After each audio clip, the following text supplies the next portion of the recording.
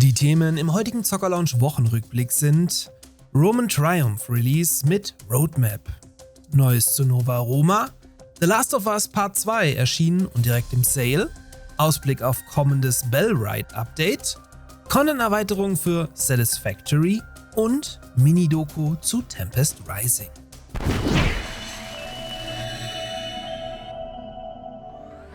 Dieser Wochenrückblick wird euch auch diese Woche von meinem Partner Instant Gaming präsentiert. Bei Instant Gaming erhaltet ihr in der Regel alle Videospiele zum Teil deutlich günstiger als auf den Hauptplattformen und könnt so jede Menge Geld bei eurem liebsten Hobby sparen. Meine heutige Kaufempfehlung an euch ist The Last of Us Part 2, dazu aber gleich noch mehr. But they ain't.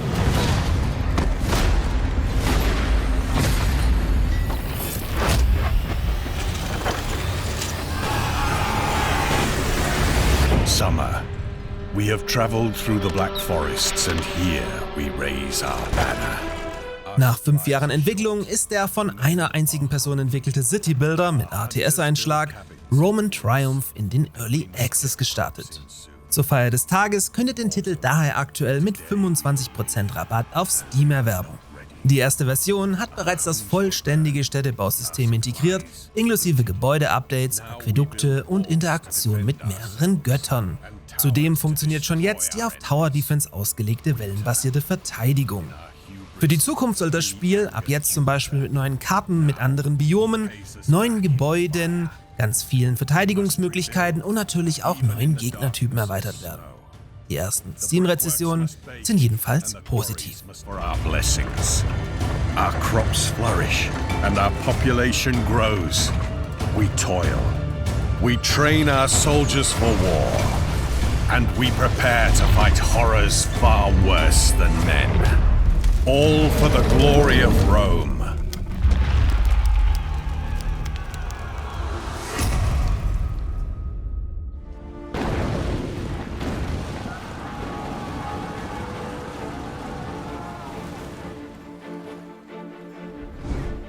Mit Nova Roma entsteht ein römischer Citybuilder, der gefühlt die erste Ankündigung mit diesem Setting war, bevor es alle anderen inklusive Anno nachmachten.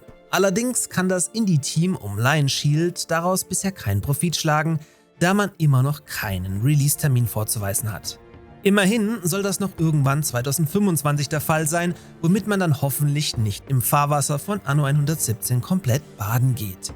Im neuesten Entwickler-Update wurde jetzt die Wasserphysik inklusive Terrain-Editor vorgestellt. So sollt ihr im fertigen Spiel dann Wasser durch ausgegrabene Gräben leiten können und so für die Bewässerung eurer Felder sorgen können.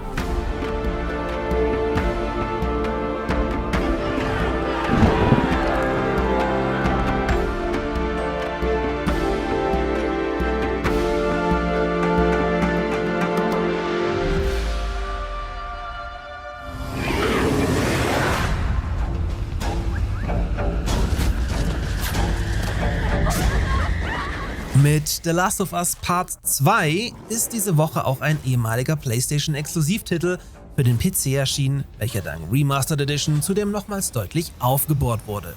So verfügt die neue Version um Ellie und Abby jetzt neben Ultra-Wide-Support auch über HDR, DLSS bzw. FSR und Frame Generation. Bei meinem Partner Instant Gaming bekommt ihr The Last of Us Part 2 bereits jetzt reduziert für 36 € zuzüglich Mehrwertsteuer und damit ca. 5 € günstiger als auf Steam direkt. Mit einem Kauf über meinen Partnerlink unterstützt ihr dabei zusätzlich diesen Kanal.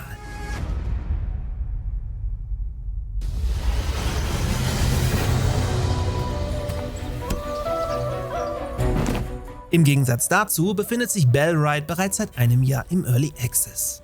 Im Third-Person-Mittelalter-Survival-Spiel errichtet und verwaltet ihr eine eigene Siedlung, befehligt Truppen und kämpft um die Vorherrschaft in eurem Land. Im nun bald folgenden Content-Update soll es vor allem um Deko gehen. So hängen dann Dorfbewohner ihre nasse Wäsche zum Trocknen auf, während Holzfäller voll animiert Baumstämme zu Brettern zersägen. Obendrauf dürft ihr bald Vieh züchten, pflegen und verwalten, während sich Wildtiere deutlich lebensechter verhalten sollen. Wer also mit Spielen wie Medieval Dynasty etwas anfangen kann, dazu noch die Komponente Verteidigung bzw. Kampf mag, der darf hier gerne mal reinschauen.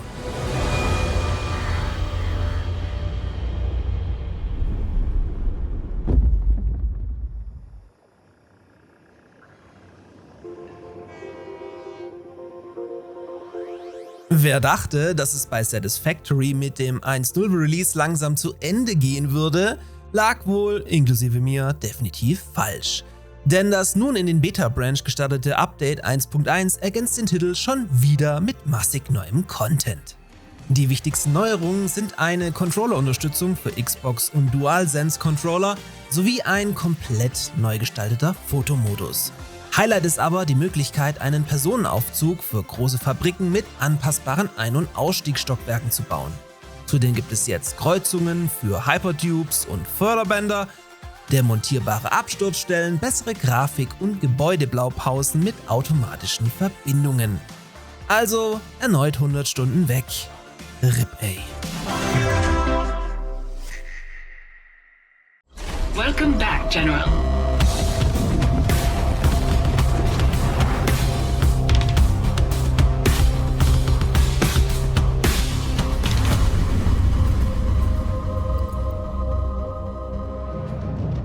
Nur noch 3 Wochen, bis Tempest Rising zumindest für Deluxe Edition Käufer endlich verfügbar sein wird. Zur Feier des Tages hat man daher die erste Folge einer neuen Mini-Doku rund um die Entwicklung des Spiels veröffentlicht und gibt so Einblicke hinter die Kulissen und rund um die Produktion.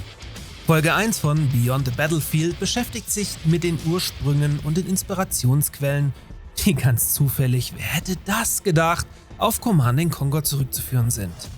Neben der Doku wurden aber auch die Vorbestellerboni konkretisiert. Denn um was es sich bei dem sogenannten Commander Pack genau handelte, war bisher noch nicht bekannt. Wie erwartet geht's hier aber wirklich nur um optionale Skins für Gebäude oder einen anderen Mauszeiger, die man sich eigentlich auch komplett sparen kann.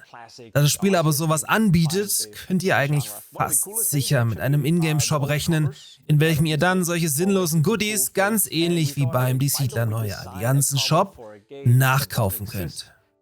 Investiert da lieber gleich die 10 € mehr in die Deluxe Edition und nehmt den grandiosen Soundtrack samt digitalem Artbook mit, da habt ihr dann am Ende wahrscheinlich deutlich mehr von. Los geht's dann für Vorbesteller der Deluxe Edition am 24. April und für alle anderen am 1. Mai 2025. In diesem Sinne, liebe Zocker-Launcher, gönnt euch The Last of Us Part 2 und noch ein schönes Restwochenende. Bis zum nächsten Mal.